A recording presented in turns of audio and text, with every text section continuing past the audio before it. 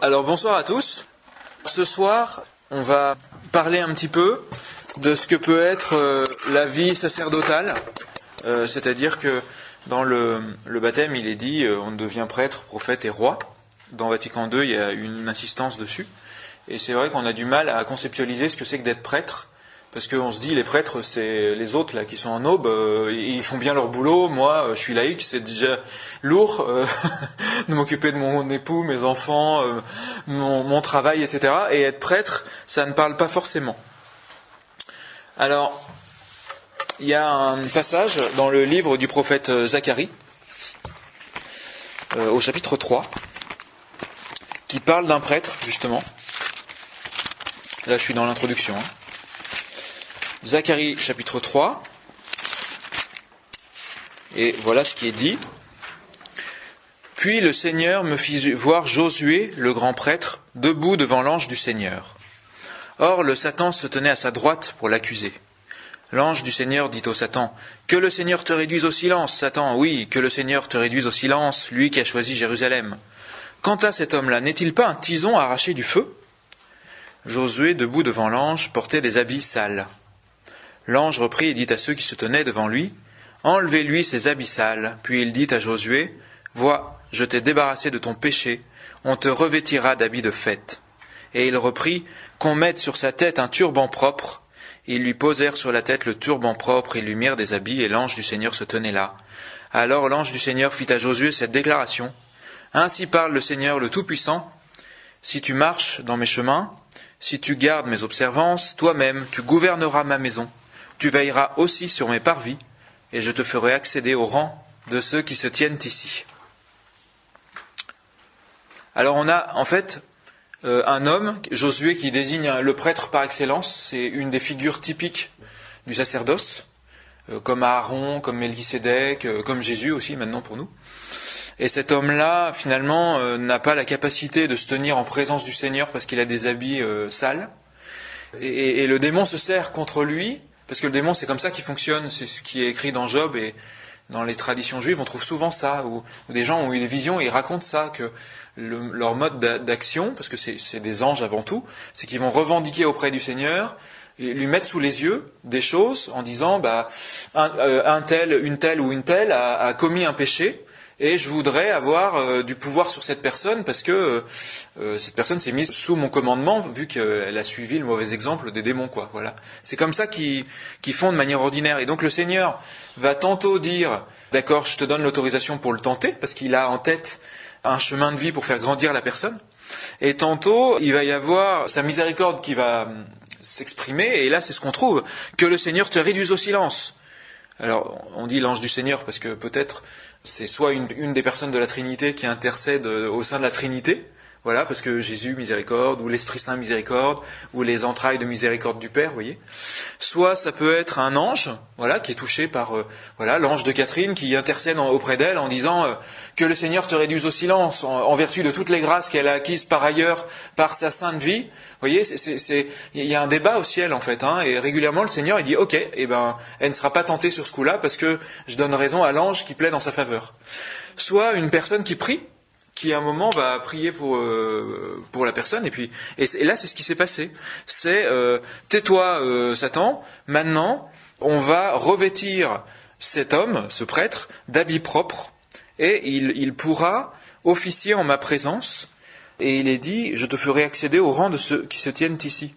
C'est même un revirement, parce que ceux qui ont déserté le paradis, ce sont les mauvais anges, ils ont perdu leur place au ciel, et ces places-là, en fait, vont être occupés par les rachetés, c'est-à-dire tous ceux qui ont une sainteté de vie, une grande sainteté de vie, qui se sont laissés dévêtir de leurs habits sales et qui se laissent revêtir d'habits propres au niveau de leur sacerdoce, de leur capacité d'être saints et d'intercéder pour les autres, parce que leur dimension de prêtre, finalement, leur confère une proximité avec Dieu, une capacité d'intercéder.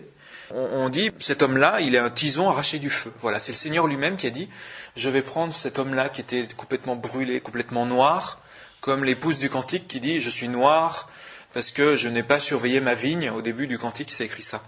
On sent un regret dans sa voix quand elle le dit. Et le Seigneur, il fait ça, en fait. C'est sa miséricorde parfois qui s'exprime quand il dit, moi là, je préfère un chemin pour la personne qui n'est pas un chemin où la personne va être tentée et puis il va y avoir des épreuves, etc. Là, ça va être un chemin où je vais la purifier de manière gratuite pour en faire un prêtre. Voilà. Donc le prêtre, c'est quelqu'un déjà qui a reçu une grâce de Dieu et qui a reçu la pureté nécessaire. Voilà. Et cette pureté est une grâce pour le monde, parce que ce qui fait qu'un prêtre est efficace, c'est qu'il est pur, et on verra ce que représente la pureté. Dans le livre d'Amos, au chapitre 2, il est dit que c'est Dieu qui suscite des prophètes et des nazirs, c'est-à-dire c'est Dieu qui parle avec regret, qui dit « Ne vous avais-je pas suscité des prophètes et des nazirs ?» Amos 2, 11.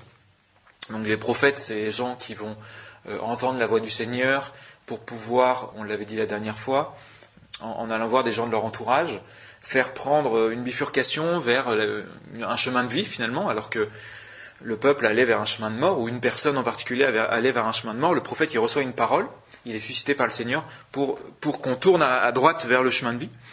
Et des nazirs, c'est ceux qui font un vœu. Donc c'est pas uniquement les prêtres, ça va être tous ceux qui disent « je fais une promesse au Seigneur » et donc on peut, nous, aussi faire des vœux en disant je fais le vœu de rentrer dans tel ordre religieux, je fais le vœu de ne pas boire de vin, Seigneur, tant que tu ne m'exauceras pas sur tel point. Vous voyez, c'est un petit peu des pactes qu'on contracte avec le Seigneur pour accélérer la grâce, pour toucher sa miséricorde. Et les nazirs, donc ça va représenter les prêtres aussi, parce qu'ils font d'abord un vœu de servir le Seigneur, de donner toute leur vie. Voilà. Donc c'est vraiment le Seigneur qui, dans sa miséricorde, suscite des prophètes et des prêtres. Et ce qui fait qu'il y a moins de prêtres et de prophètes qui entendent l'appel, c'est ce qui est toujours dit dans Amos 2.11, vous les avez fait boire, vous les avez persécutés, vous lirez en fait, ce sont des éléments de tiédeur, d'éloignement du Seigneur, qui tuent la grâce en fait, avant qu'elle se manifeste à travers quelqu'un qui entend son appel au prophétisme ou à être prêtre, ou les deux. Et dans le livre du prophète Isaïe, au chapitre 61, verset 6, il est dit que dans les derniers temps, nous serons appelés prêtres du Seigneur. Voilà. Ça, c'est très intéressant. Ça veut dire que, on avait dit la dernière fois, il y avait dans le livre du prophète Joël, il était dit, en ce temps-là, je susciterai, vos filles et vos filles deviendront prophètes et vos vieillards auront des songes. C'est-à-dire que il y aura beaucoup de gens qui seront prophètes et qui ne l'étaient pas avant. Et dans les derniers temps, il y aura aussi beaucoup de prêtres. C'est-à-dire que le Seigneur va déplacer le sacerdoce progressivement et pour le partager entre plus de personnes, et donner les capacités de prêtre à plus de personnes que ceux qui sont prêtres officiels en fait. Même si peut-être que les prêtres délégués ne consacreront pas le pain et le vin, ne donneront pas l'absolution, il y aura quand même une capacité de consacrer le monde qui nous entoure et de faire venir le pardon de Dieu sur des gens, sans que ça soit aussi puissant que pour un prêtre ordonné. Il y a quand même ça dans les grâces sacerdotales, dans le sacrement du baptême. Voilà. Donc, le plan du topo, ça va être un plan qui comporte plein de parties. D'abord, bref historique sur les prêtres, ce qui est dit sur les prêtres dans l'Ancienne et la Nouvelle Alliance. Voilà. Ensuite, le rôle du prêtre. Il a un rôle assez sur plein de choses. Donc c'est ce que dit l'Ancien Testament et puis le Nouveau Testament. Je vais essayer de brasser le plus possible pour montrer qu'il y a une unité qui est très forte dans les traditions juives et dans ce qui est dit dans les textes magistériels. En fait, c'est exactement la même chose ou quasiment qui est dit, avec peut-être une sainteté encore plus grande des prêtres de la Nouvelle Alliance, parce qu'on a les sacrements, et ça c'est très fort, c'est une grâce qui est conséquente. Donc ensuite, on essaiera de répondre à la question pourquoi Dieu suscite-t-il des prêtres. Ensuite, on regardera un point un petit peu particulier, moi qui me paraissait intéressant pour rentrer en matière, qu'on détaillera, c'est le fait de bâtir des autels, parce qu'un certain nombre de personnages dans l'Ancien Testament, notamment, bâtissent des autels. Et c'est quelque chose, à mon avis, qui est fondateur dans la vie d'un prêtre, voilà, de bâtir des autels. Et on va s'attarder sur ce point-là. Et les derniers points qu'on ne traitera pas aujourd'hui, mais je vous les donne quand même, c'est de regarder un petit peu les limites et faiblesses des prêtres, ce qui peut donc nos faiblesses à nous sur la partie sacerdotale. Quelles sont les conditions, partie suivante, quelles sont les conditions pour devenir prêtre et comment on est consacré prêtre finalement, comment on devient prêtre.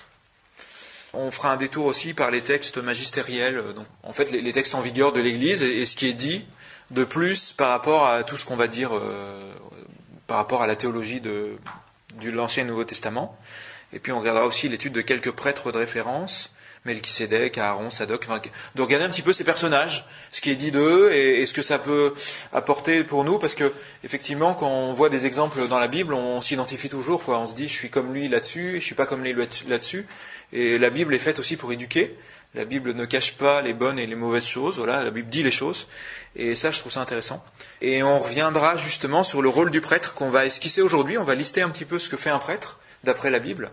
Mais on y reviendra, en fait, pour voir en quoi, nous, on peut l'interpréter d'une manière spirituelle pour aujourd'hui, en fait, voilà. Mais ça me paraissait peut-être un peu tôt de commencer par ça, alors que, à mon avis, pour rentrer un petit peu dans ce que c'est qu'être un prêtre, il y a besoin de voir leur cheminement, la manière dont les prêtres sont devenus prêtres, voilà.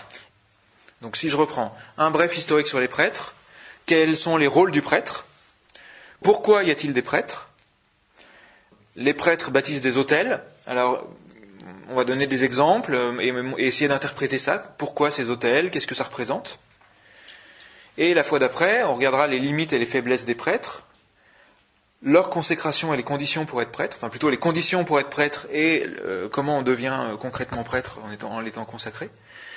Les textes magistériels sur le sujet, enfin ce qui est dit en bref, et l'étude de quelques prêtres de référence et revenir sur le rôle des prêtres. Voilà, ça fait beaucoup et ça faisait trop pour aujourd'hui, donc autant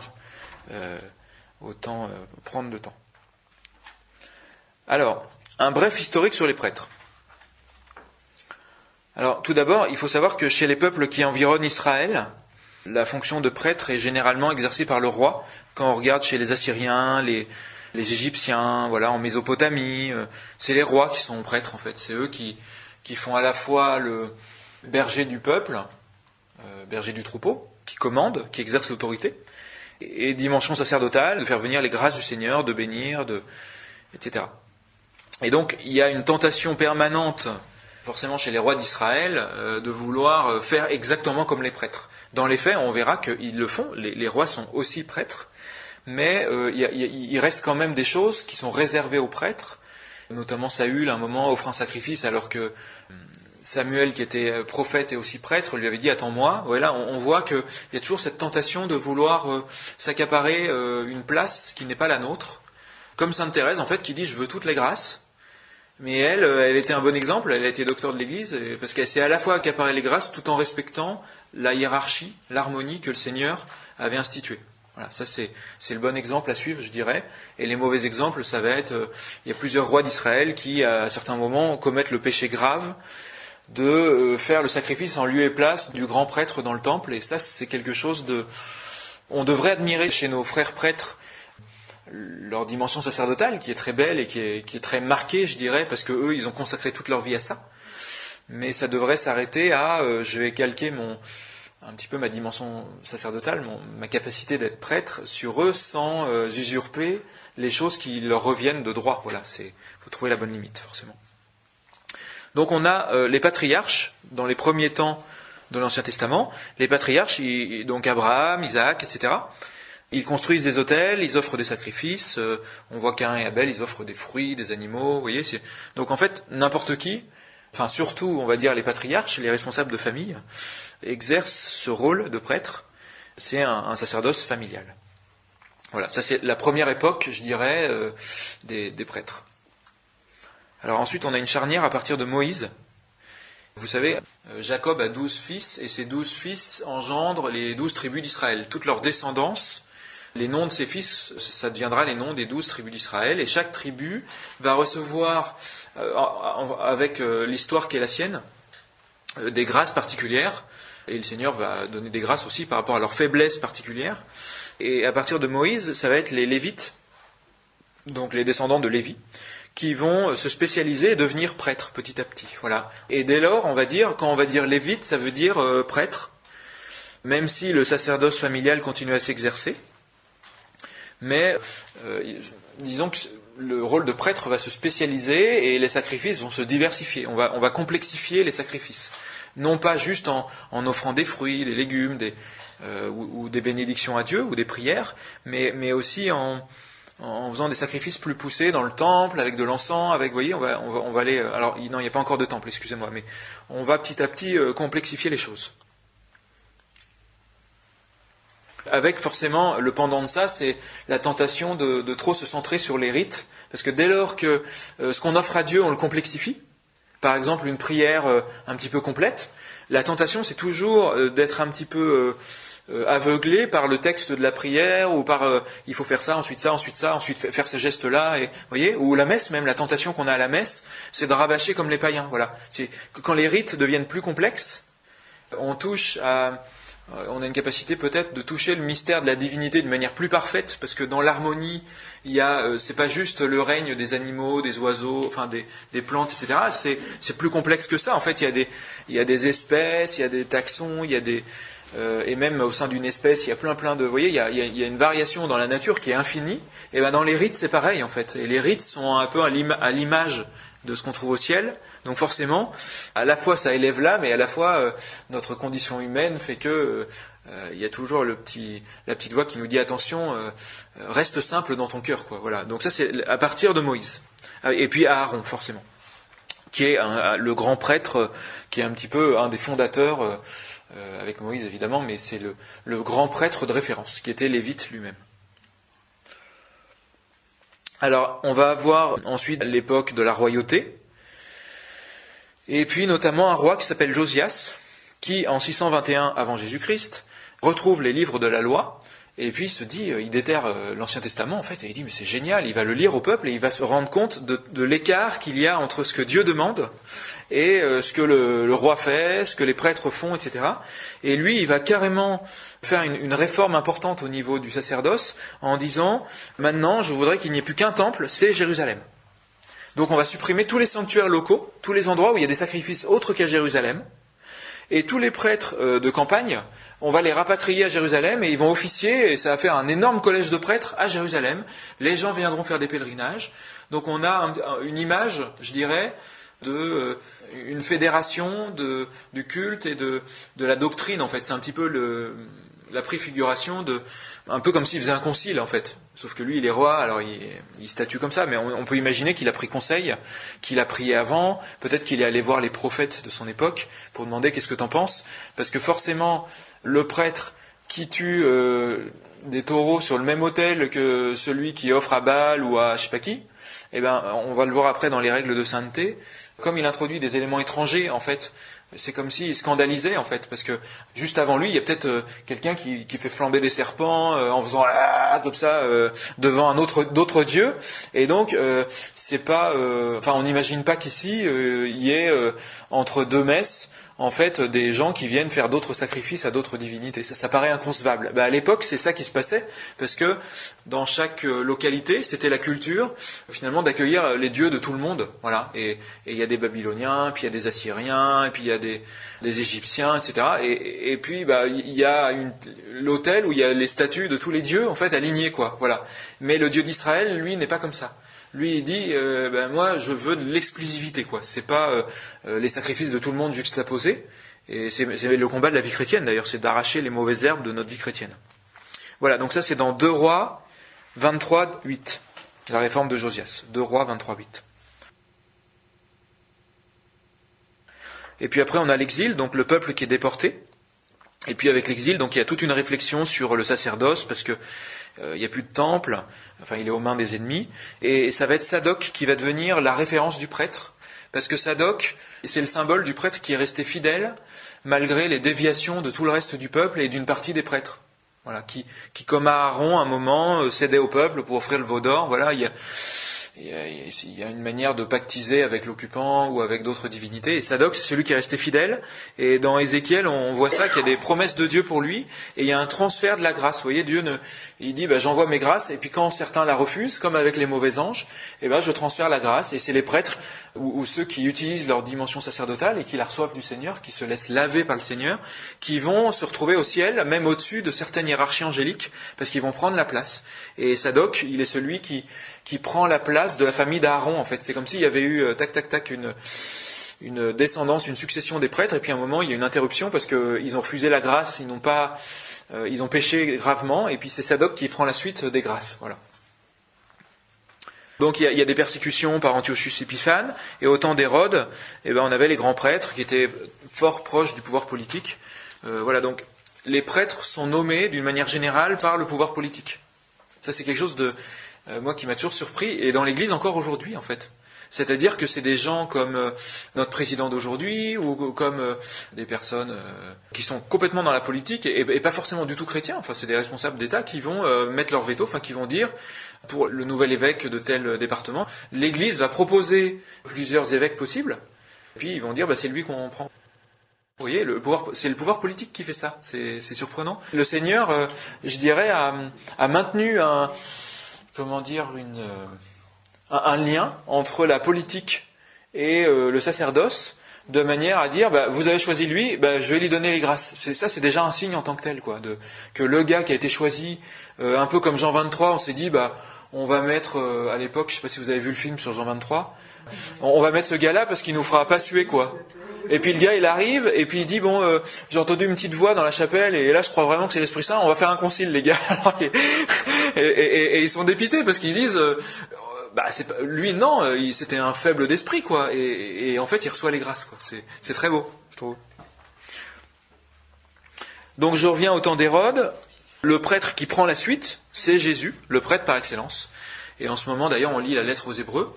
Elle détaille en quoi il y a les prêtres de l'Ancienne Alliance, et Jésus, le prêtre de la Nouvelle Alliance, va reprendre tout ce qui était dit dans l'Ancienne Alliance, mais accomplir tout ça et cumuler tout ça. Et ça, c'est très beau. Et il y a une méditation qui est très profonde.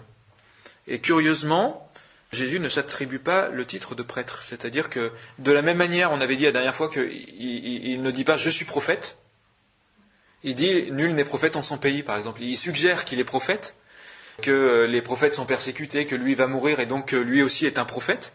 Il suggère qu'il est prêtre, parce qu'il dit « je vais donner ma vie en rançon, le Fils de l'homme n'est pas venu pour être servi, mais pour servir », et donc celui qui sert à la base, c'est le prêtre qui est au service du reste du peuple, et pour donner sa vie en rançon pour la multitude, c'est-à-dire pour accomplir le sacrifice parfait, en fait. Voilà. Donc en fait, il est à la fois le prêtre parfait, il est à la fois la victime parfaite, et il est à la fois l'époux qui épouse son peuple par ce geste de prêtre et de victime. Vous voyez, il cumule différents rôles, comme s'il était à la fois Abraham qui a la foi, on peut dire ça comme ça, même si lui n'avait pas la foi, et Isaac qui accepte de s'offrir par les mains de son père. Vous voyez, il récapitule tout ce qui est dit dans l'Ancien Testament sur les prêtres. Alors, voilà, il enseigne la parole et son accomplissement. On verra que l'enseignement, c'est un des rôles des prêtres, de donner la parole. Il est de la tribu de Juda par son père. Joseph, il est issu de la tribu de Juda. Donc, il y a une rupture. On se dit, mais alors, normalement, ça devrait être un lévite, Jésus. Effectivement, il est de la tribu de Juda. Et en même temps, son père n'est pas son père biologique, au sens où c'est l'Esprit Saint qui est venu dans le sein de la Vierge Marie. Par contre, il y a un certain nombre de traditions dans l'Église qui disent que il est issu quand même de la tribu de Lévi par sa mère, parce que, en fait, son père, Joachim, est issu de la tribu de Juda, lui aussi. Donc, Marie et Joseph ont respecté les traditions juives de rester à l'intérieur de la tribu de Juda, vous voyez. Voilà.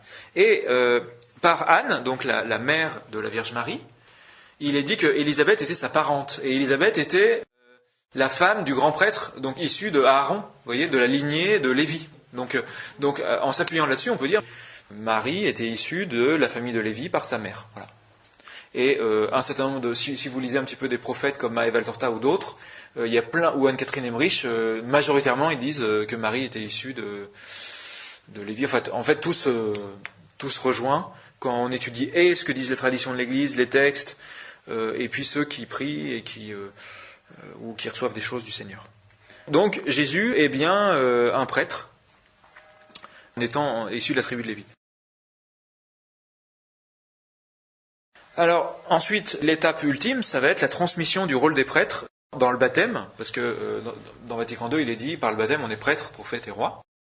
Donc Jésus, en instituant le baptême, et en subissant lui-même le baptême, alors que de manière absolue il n'en avait pas besoin, eh bien il transfère ce rôle de prêtre à tout baptisé qui accepte de s'ouvrir à la grâce. Voilà, parce que c'est d'abord la grâce, c'est d'abord un tison que Dieu arrache du feu, Et ensuite, forcément, le cœur ouvert de la personne qui s'ouvre à la sainteté, à la purification, quoi, à se laisser inviter au banquet de noces, à enlever ses habits sales pour rentrer dans la salle des noces et officier avec le Seigneur pour pouvoir sauver l'humanité avec lui. On a l'Apocalypse et la première lettre de Pierre qui disent ça, en fait.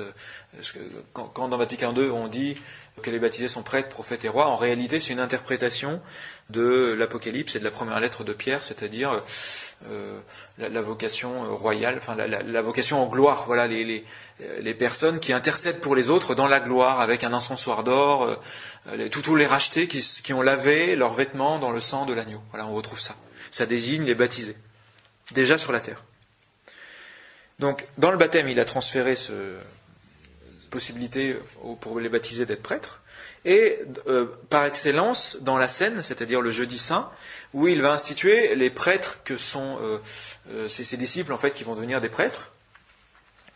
Et donc, il leur transmet la capacité d'opérer des sacrifices, le sacrifice parfait qui est l'Eucharistie, en fait, les sacrements, l'enseignement. Donc, on voit qu'il a gardé le bon vin pour la fin. C'est-à-dire que pendant 3 ans de sa vie publique, il a accompli Cana parce qu'il a enseigné, il a fait des miracles, il leur a appris à chasser les démons, il leur a appris à faire plein de trucs et à exercer leur sacerdoce de baptisé.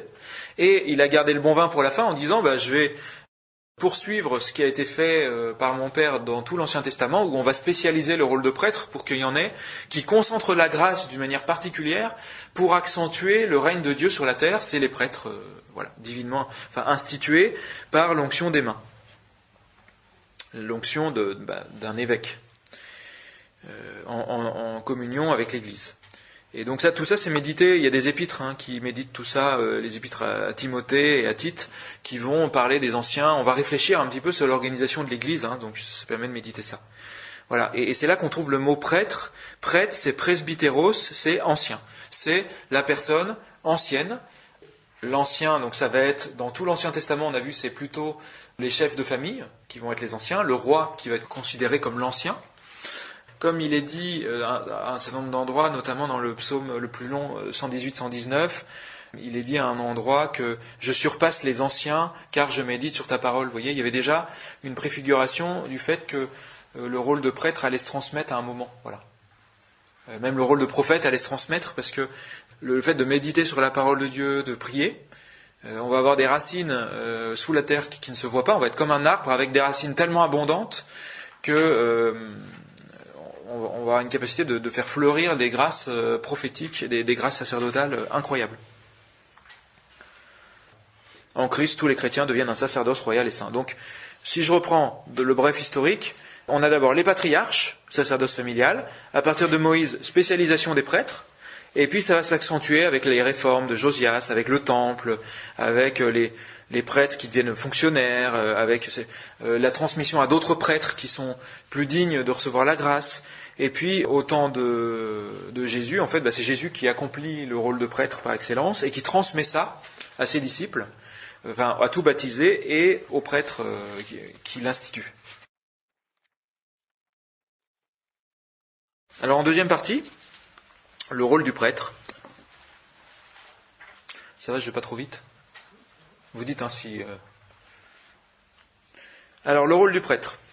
Le premier rôle, c'est l'enseignement. Alors là, je me réfère au livre du Deutéronome, chapitre 33. Alors, je vais les chercher.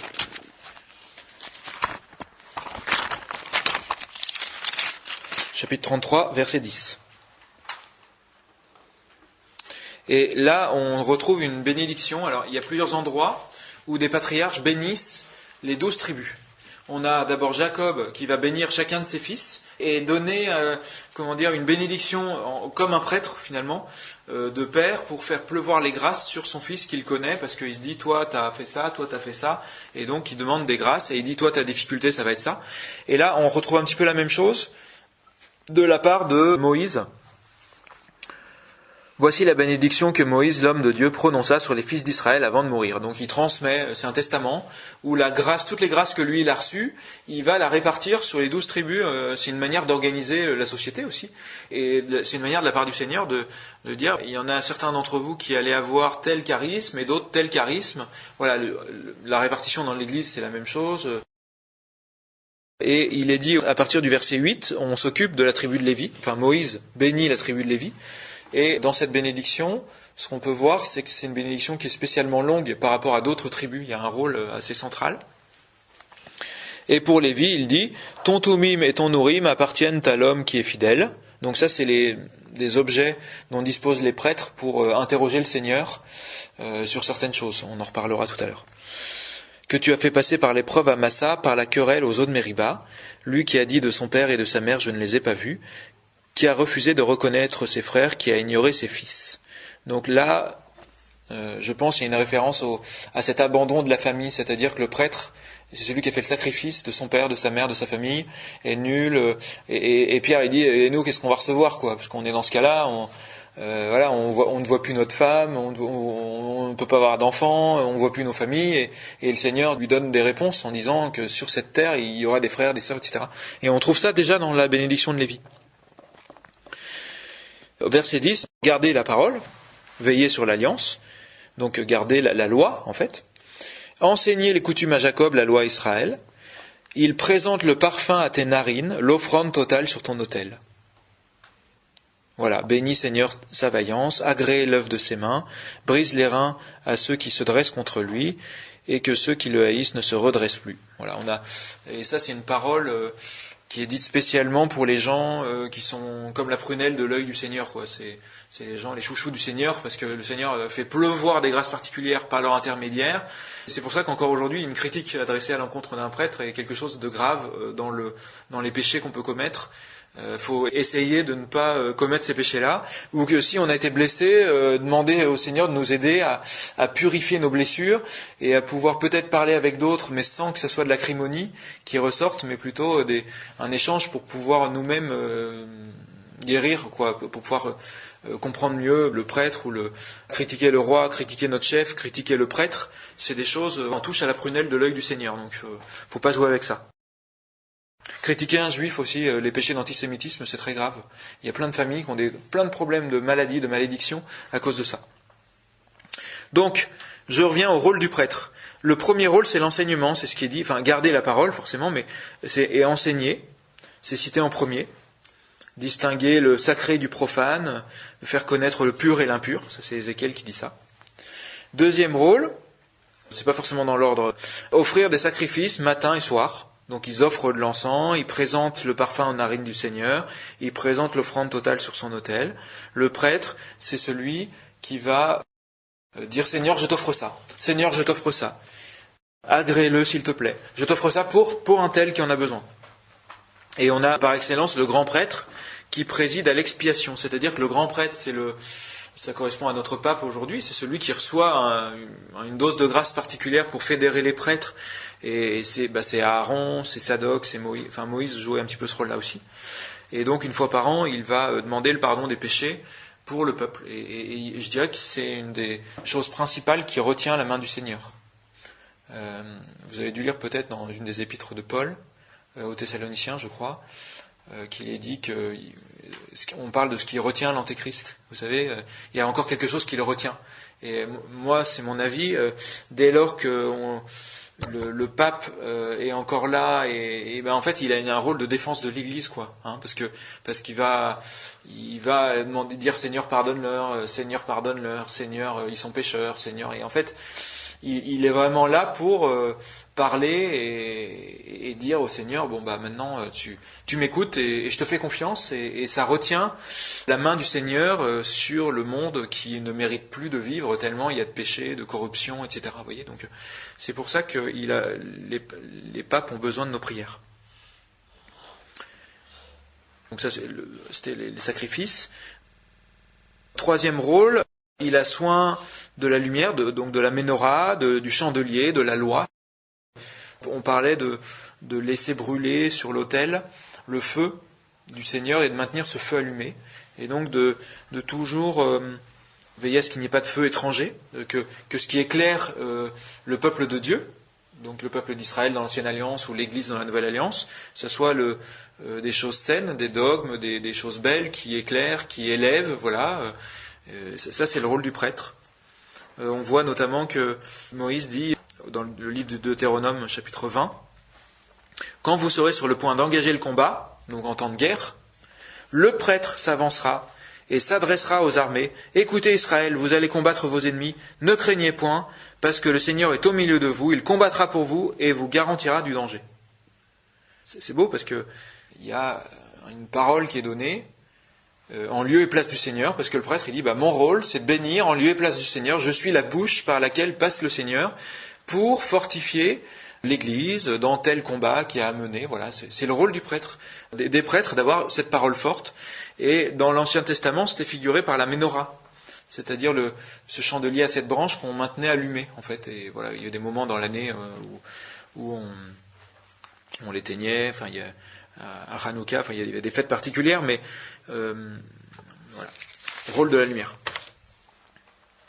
Et donc, dans la lumière, il y a aussi la loi, forcément, parce que c'est la loi, c'est-à-dire la manière juste d'interpréter la parole de Dieu.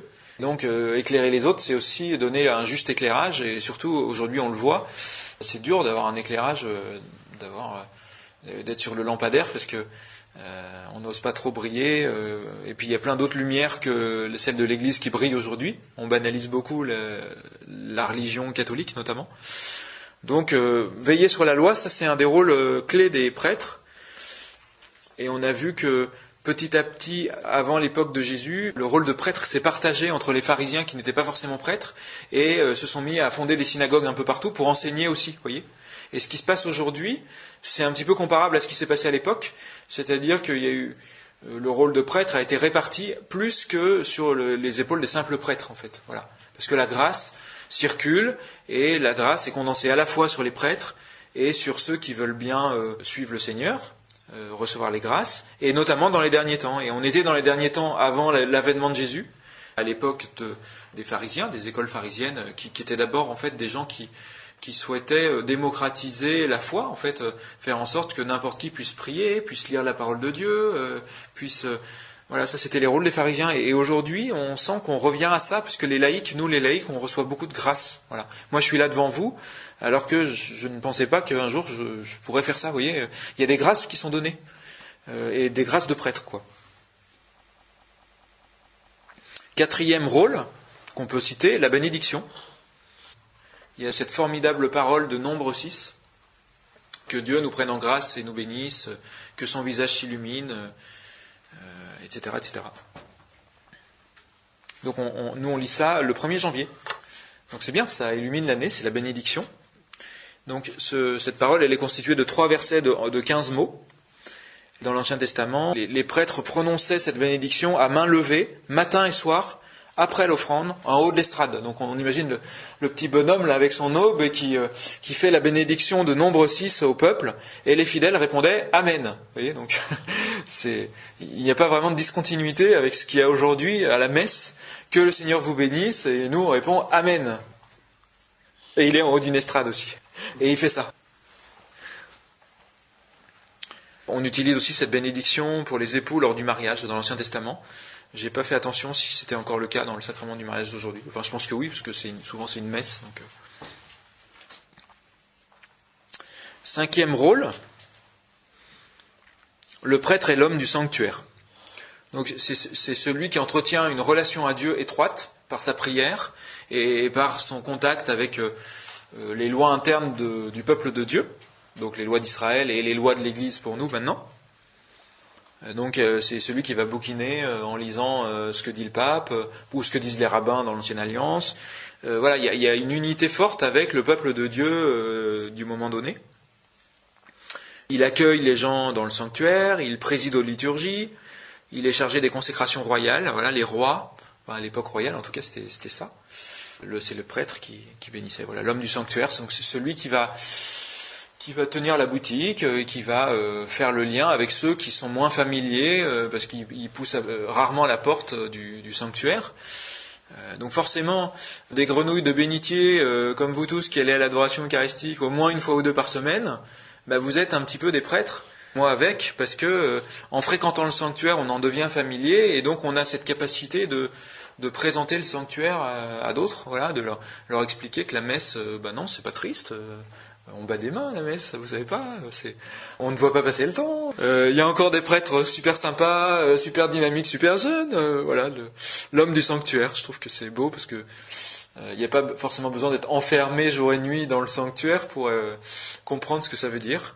Rien que d'y aller régulièrement, c'est déjà être un homme ou une femme du sanctuaire. 6e rôle du prêtre, les purifications. Purifier le peuple. Déjà, dans le livre du Lévitique, chapitre 12, 13, 14, on parle de purifier un certain nombre de cas. On parle de la lèpre principalement, et puis d'autres cas qui provoquent l'impureté. Voilà.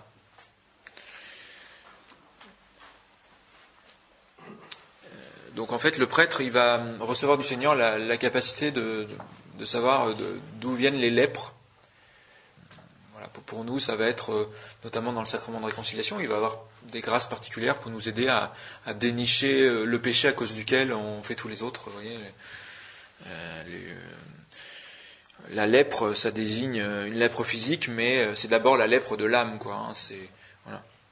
Il y a des mystiques qui ont vu, ou des saints qui ont vu l'état de l'âme de quelqu'un qui, par exemple, qui est envieux et qui avait une âme avec des yeux énormes, très moches. Vous voyez, c'est parce que quand on voit l'état de notre âme, c'est l'interprétation spirituelle de ce qui est décrit dans l'Ancien Testament, quand on parle des gens qui sont morts, ou des gens qui sont lépreux, ou des gens, vous voyez, c'est-à-dire qu'il y a une déficience d'une partie de l'âme, qui est comme une lèpre. Et Myriam, qui critique le grand prêtre, un des prêtres, on va dire Moïse, eh bien, elle se retrouve lépreuse, parce que c'est comme si son âme avait été contaminée par la médisance et la jalousie. Et ce qui lui arrive physiquement est en réalité la partie émergée de l'iceberg, qui est que son âme est devenue lépreuse. Et un certain nombre de guérisons aujourd'hui sont obtenues parce que quand on discerne d'où vient le mal spirituel et qu'on s'attaque à ce mal spirituel-là, et bien en réalité, le Seigneur va régulièrement donner des grâces de guérir aussi le corps, parce que on est corps, âme, esprit reliés. Et voilà. Les purifications. Donc là, je les énumère, mais on y reviendra la prochaine fois en voyant en quoi nous, on peut avoir une action sur dans chacun de ces domaines en fait. Mais je pense qu'il faut le méditer aussi parce qu'il y a beaucoup de choses différentes en fait. Hein. Autre domaine dans lesquels les prêtres exercent, c'est qu'ils sont des oracles, c'est-à-dire que les gens viennent les consulter pour connaître la vie de Dieu. Les prêtres avaient l'éphod, l'urim et le tumim, je vous disais, qui étaient des objets de culte. Les prêtres présentaient l'un ou l'autre, et c'était des choses qui permettaient d'expliciter aux personnes qui venaient les consulter ce que le Seigneur leur répondait dans un cas pratique. Voilà. Pour nous, ça va être la parole de Dieu régulièrement qu'on va recevoir dans un groupe de prière, et puis ça va être comme les urim et les tumim et l'éphod qui vont... Voilà, Dieu va nous répondre, et puis certains vont discerner...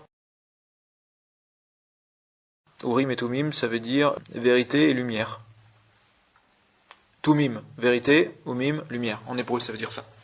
Donc on peut identifier ça à, par exemple, la parole de Dieu, ça c'est la vérité, et celui qui interprète la parole de Dieu, la lumière. Je donne un exemple, mais il y en a plein. Il est dit, tu ne tenteras pas le Seigneur, mais la tentation, ça va être, je te demande quelque chose, Seigneur, parce que moi, j'ai pas la foi, et tant que tu ne fais pas ça, je ne croirai pas. Ça, c'est tenter le Seigneur. Alors que demander, Seigneur, réponds-moi s'il te plaît là-dessus, parce que je suis perdu, parce que je voudrais croître en sainteté, parce que, etc., bah, c'est consulter le Seigneur de la bonne manière, et ça, cette grâce d'être un oracle pour les autres, c'est une grâce liée au rôle de prêtre, en fait. Et au rôle de prêtre comme baptisé aussi.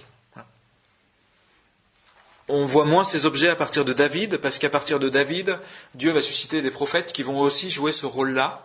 Et on ne parle plus de ces objets particuliers qui servent pour consulter. Mais il n'est pas dit qu'ils ne le faisaient plus. Alors, autre rôle, ils sont juges. Voilà, ils ont un rôle judiciaire. Dans les cas d'adultère, par exemple, on vient les voir pour départager les combattants sur un sujet donné. Donc c'est bien pour ça que faut-il lapider la femme qui a commis l'adultère. Bon. C'était un cas typique de traitement par un prêtre qui se retrouvait face à... voilà. Autre rôle, gardien de l'arche. Ouais, parce qu'il y avait l'arche d'alliance avec la présence réelle dedans. Les prêtres, c'est même eux qui transportaient l'arche durant les guerres. Là aussi, on voit, il y a deux manières de faire. Soit on le fait de manière superstitieuse en disant on va mettre l'arche au milieu de l'armée ennemie et puis le Seigneur va nous faire gagner la guerre. Et ça, c'est ce qu'ils font à un moment, les Hébreux, et ils se font piquer l'arche par les Philistins. Ils ont tellement de fléaux, les autres, là, ils disent non, ils mettent ça sur...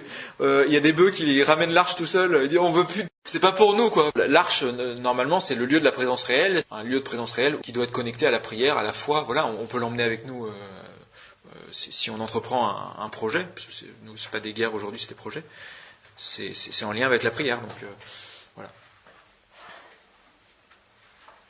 Donc je pense, je sais pas, au Saint-Sacrement, je pense à... Évidemment, on laisse pas le Saint-Sacrement tout seul dans la rue en disant c'est bon, il va convertir, il va faire en sorte qu'il n'y ait plus de prostituées dans la rue, qu'il n'y ait plus de corruption, qu'il n'y ait plus de gens qui insultent les autres dans la rue. Non, c'est pas comme ça que ça marche. Par contre, on peut faire une procession ensemble avec le Saint-Sacrement, avec Jésus qui est au milieu de nous. Voilà, ça c'est possible. Autre rôle, les rôles subsidiaires. Et donc c'est là que c'est le mot lévite en fait qui a plusieurs significations. Lévite, ça veut dire soit descendant de la tribu de Lévi, soit ça veut dire ceux qui sont servants comme acolytes des prêtres, vous voyez. C'est-à-dire que parmi les Lévites, en réalité, il y a ceux qui descendent d'Aaron, et eux, alors ils vont être de sang royal, si vous voulez, enfin de sang sacerdotal, donc c'est eux qui vont être les prêtres, alors que dans la tribu de Lévi, certains ne descendent pas d'Aaron, et eux, ils vont plutôt être les petites mains des prêtres. Ils vont prendre soin des parvis du temple, ils vont purifier les choses saintes, ils préparent les offrandes, les victimes, etc. Voilà, il est dit pas mal de choses dessus, notamment dans le premier livre des Chroniques, chapitre 24. Donc ça va être, pour nous, ça va être les diacres, ça va être nous-mêmes, on va être plutôt lévites que prêtres finalement, si on regarde à deux fois. Enfin, on va être prêtre aussi, mais voilà. Donc le mot lévite, soit descendant de Lévi, soit servant, acolyte du prêtre. Mais il faut savoir que les prêtres, avant tout, dans l'ancienne alliance, étaient de la tribu de Lévi, donc ils étaient à la fois lévites et prêtres. Donc pour conclure cette partie sur les rôles des prêtres, le prêtre c'est l'homme qui fait le lien entre Dieu et les hommes. Donc ça va être le peuple d'Israël qui va avoir ce rôle aussi d'être la lumière des nations pour que le salut de Dieu parvienne aux extrémités de la terre. Et c'est pour ça qu'aujourd'hui c'est les prêtres qui sont le lien entre l'Église et Dieu, même si Dieu passe aussi directement par nous, nous touche directement, mais les prêtres vont condenser la grâce d'une manière particulière, et le peuple de Dieu, donc l'Église, va jouer un rôle de prêtre pour les hommes de ce temps, et les femmes de ce temps. L'évêque va être le gardien de l'Église, et les prêtres vont fonctionner normalement de manière collégiale avec l'évêque et avec les autres prêtres.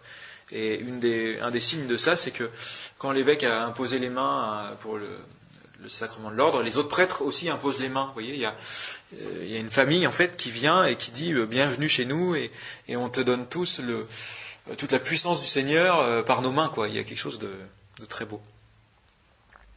Et on retrouve, c'est ce qui est dit dans les textes de l'Église, le prêtre il a le ministère de la parole, des sacrements et de l'unité pour guider le troupeau vers le Père. Voilà, on retient trois choses, parole, sacrement et unité, mais dans les faits, il y a beaucoup plus de choses que ça, c'est ce que je vous ai énuméré tout à l'heure, mais ça demande de beaucoup creuser dans la Bible, parce qu'il est dit beaucoup de choses sur les prêtres, et dans les faits, je suis persuadé que si on lisait les textes officiels de l'Église sur les prêtres, on retrouverait ces différentes parties, en fait, exprimées différemment avec les mots d'aujourd'hui. Voilà. Ça, justement, je le ferai la prochaine fois.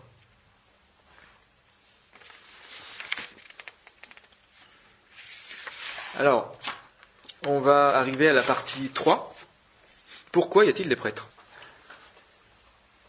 On va essayer de répondre. Alors, on va donner des raisons de convenance, c'est-à-dire, n'étant pas capable de savoir exactement ce que Dieu pense, quelles sont ses voies, on peut toujours quand même trouver des raisons parce qu'on est capable de réfléchir et parce que des choses nous sont données dans la Bible pour réfléchir et méditer sur ces mystères. Donc, moi j'ai vu trois choses sur le pourquoi des prêtres. Le refus de l'homme, c'est-à-dire le péché, va être quelque chose qui, Dieu va dire, ok, vous refusez, je vais faire passer ma grâce d'une manière différente. Le refus. Le rachat, l'obligation de rachat, on va en parler. Et troisièmement, des prêtres, c'est lié aux lévites. Je vais décliner un petit peu ce que c'est qu'un lévite.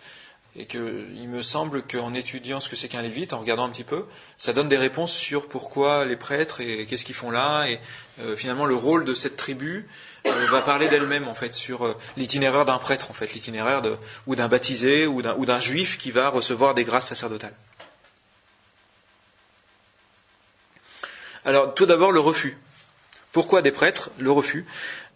Il y a un péché croissant de l'homme.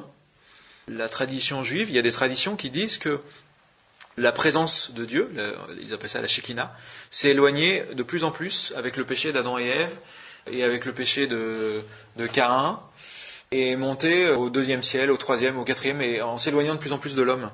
Et donc il a fallu que les patriarches, des patriarches saints comme Abraham, comme Jacob, comme Joseph, en fait, avec tous les sacrifices qu'ils ont eus, toutes les injustices qu'ils ont subies, les rabbins disent qu'ils ont fait redescendre la présence réelle petit à petit sur les sphères de l'homme, alors qu'avant, cette présence s'était éloignée de l'humanité.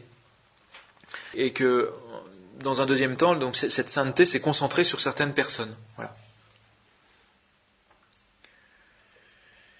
On a un exemple de refus qui, à mon avis, est un passage charnière dans l'Ancien Testament. C'est Exode chapitre 4. Qui raconte le dialogue entre Dieu et Moïse. Dieu qui dit tu vas aller libérer mon peuple, et Moïse qui objecte un certain nombre de choses. On en avait parlé déjà, on l'avait étudié un petit peu dans le détail. Moi, ce qui m'intéresse, c'est la dernière objection. 4.13, Exode 4.13. Moïse dit: Je t'en prie, Seigneur, envoie le dire par qui tu voudras. Donc ça veut dire, en gros, envoie quelqu'un auprès de Pharaon, mais pas moi, quoi. Dégage. La colère du Seigneur s'enflamma contre Moïse. Alors il est dit, c'est la narine du Seigneur qui s'enflamme, qui se met à brûler. Il dit: N'y a-t-il pas ton frère Aaron, le Lévite? Je sais qu'il a la parole facile, lui. Le voici même qui sort à ta rencontre. Quand il te verra, il se réjouira en son cœur. Tu lui parleras et mettras les paroles en sa bouche. Et moi je suis avec ta bouche, et avec sa bouche, je vous enseignerai tout ce que vous ferez. Lui parlera pour toi au peuple. Il sera ta bouche et tu seras son Dieu. Quant à ce bâton, prends-le en main, avec lui tu feras des signes. Donc on a, en gros, tu ne veux pas être prêtre, si je traduis avec une certaine interprétation, admettons, tu ne veux pas être prêtre, eh bien on va séparer vos rôles en deux. Toi tu vas être prophète, moi je vais te dire quels sont mes plans d'amour, et le prêtre, celui qui va être l'exécuteur de ces plans d'amour, qui va faire descendre la grâce à plein tube, ça va être Aaron. Voilà. Et ce partage va faire en sorte que toi, tu ne puisses pas te glorifier, Moïse, de tes grâces prophétiques, parce que finalement, elles vont rester dans le secret presque, puisque ensuite tu vas les communiquer à Aaron, qui va être ton porte-parole. Et lui ne pourra pas se glorifier de capitaliser toute la grâce, parce qu'il aura dû passer par toi qui a les grâces prophétiques. N'y a-t-il pas ton frère Aaron, le Lévite? Donc là, il est dit, boum, tribu de Lévi, fléché pour être prêtre. Enfin, si je traduis, après c'est peut-être un peu brut, mais voilà, je sais qu'il a la parole facile, lui, parce que Moïse, avant, avait objecté, moi je suis lourd des lèvres, vous voyez, je ne sais pas parler, quoi. Et donc Dieu lui dit, lui, il va parler. Et on retrouve ce rôle des prêtres d'enseigner. Lui, il a la parole facile, donc c'est lui qui va être chargé de l'enseignement, de diffuser la loi, de diffuser la distinction entre la lumière et les ténèbres, entre les choses saintes et les choses profanes.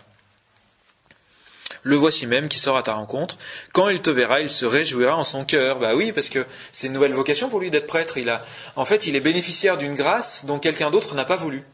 Donc forcément, c'est réjouissant de se dire, nous-mêmes, en fait, nous sommes bénéficiaires des grâces dont certains prêtres n'ont pas voulu. Parce que c'est comme ça que ça marche. Quand on reçoit, quelqu'un a refusé ces grâces-là et ça nous revient dessus, en fait. Voilà, c'est comme ça que ça marche, la grâce. C'est la pluie qui descend des cieux et qui ne remonte pas au ciel avant d'avoir accompli sa mission, avant d'avoir fait ce que la parole du Seigneur.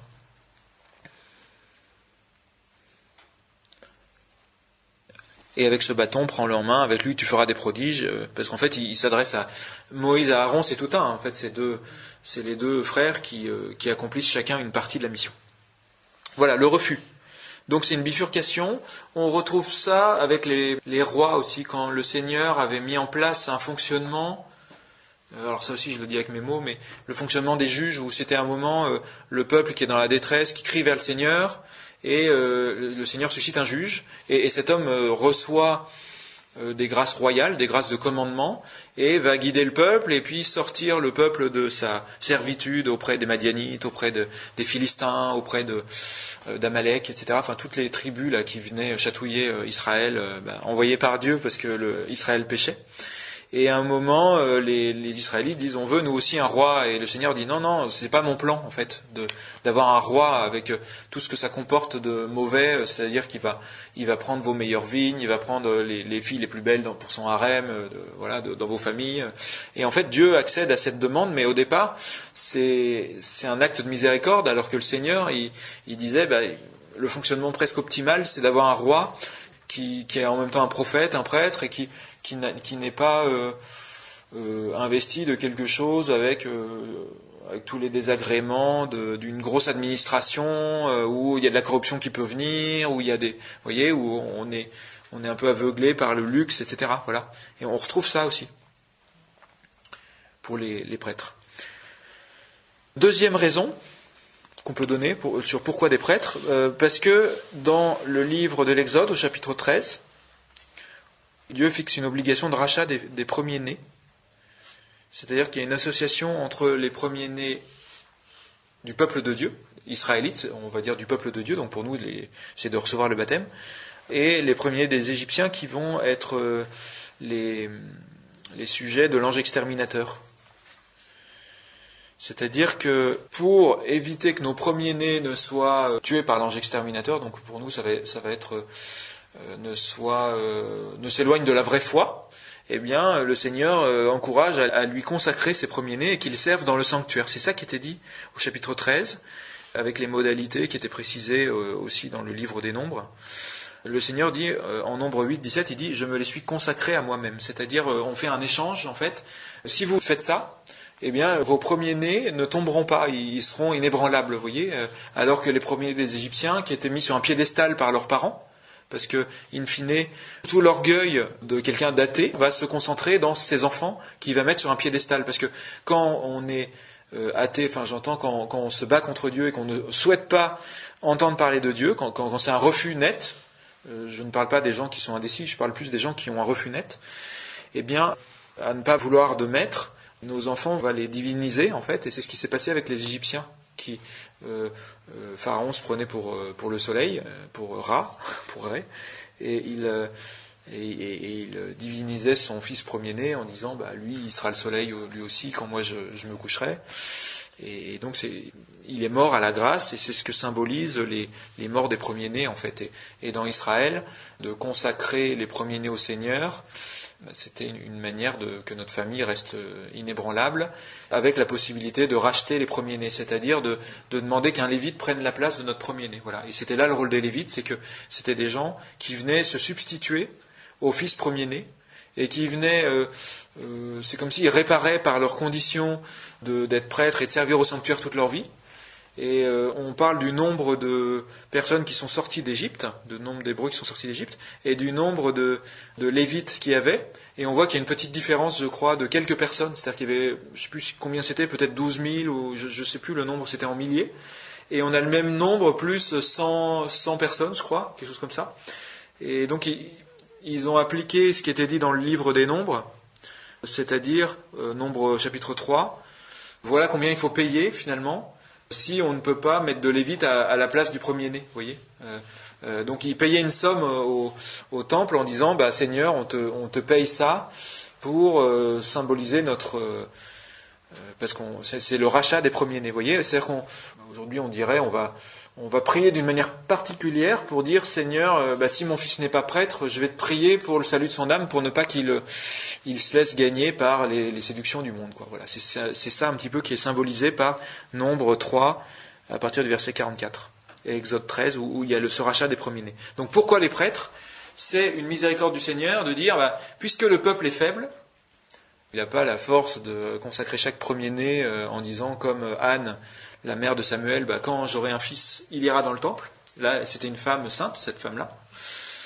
Le peuple est trop faible pour faire ça. Et moi, le Seigneur, je vais susciter des Lévites, des prêtres, qui vont avoir ce rôle-là de réparer, de prendre la place, en fait, pour tous ces premiers-nés qui auraient dû être à mon service. Voilà. C'est assez renversant. Moi, j'ai découvert ça en préparant. Enfin, c'est-à-dire que je connaissais un petit peu les premiers-nés, mais j'avais pas réalisé à quel point c'était vraiment une demande faite par le Seigneur, ou de dire Seigneur, fais que mon premier-né soit prêtre, ou de dire je vais racheter par ma prière, par mes jeûnes, par mes aumônes, par ma dîme pour mon premier-né. Vous voyez, il y a une somme qui est donnée là dans la tradition juive, dans l'Ancien Testament.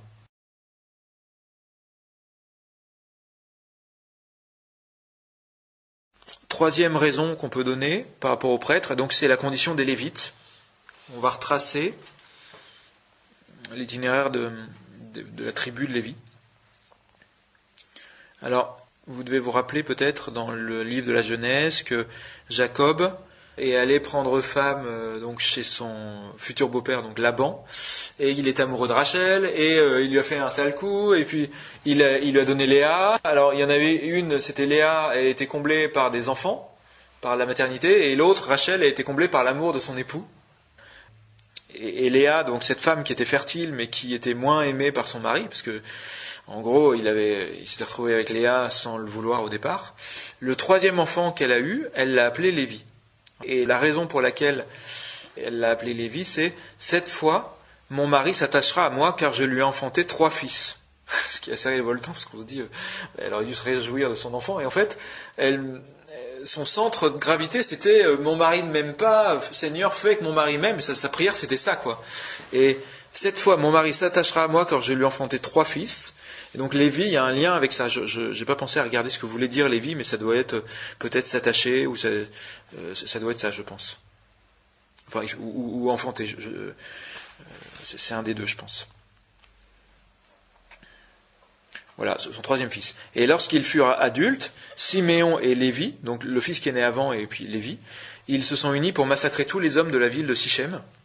Parce qu'il y a eu une embrouille, il y a eu des péchés, et puis ils se sont vengés. Et Jacob a maudit leur colère. C'est-à-dire que dans la bénédiction qu'il a fait aux 12 tribus, enfin aux 12 fils au départ, pour Siméon et Lévi, il a dit des choses, on va dire, qui sont comme c'est une manière de dire, vous n'êtes pas purs, voilà. On retrouve ce tison dans le feu, quoi, hein, avec des abyssales, hein, voilà. Le prêtre, c'est quelqu'un qui est issu aussi d'une famille, de la famille humaine, et d'une famille tout court, pécheresse. Voilà. Le prêtre n'est pas quelqu'un de saint au départ, il a été tiré du feu par le Seigneur, comme Siméon et Lévi, qui ont commis des péchés graves. Dans Exode 32, donc c'est l'épisode du veau d'or, hein, Exode 32, quand Moïse est au sommet du Sinaï, et c'est le peuple qui fait tomber le prêtre. C'est-à-dire que le peuple s'impatiente en disant Moïse tarde, on ne sait pas s'il va revenir, autant passer le temps de manière agréable, et puis il s'impatiente, c'est l'impatience et l'envie de s'amuser. Et c'est à cause de lui que le prêtre tombe. C'est-à-dire que il fait pression sur Aaron, et Aaron dit bon bah ok, moi qui sais comment on exerce le sacerdoce, donnez-moi vos bagues, vos bijoux, vos trucs en or, en argent, et on va faire un veau.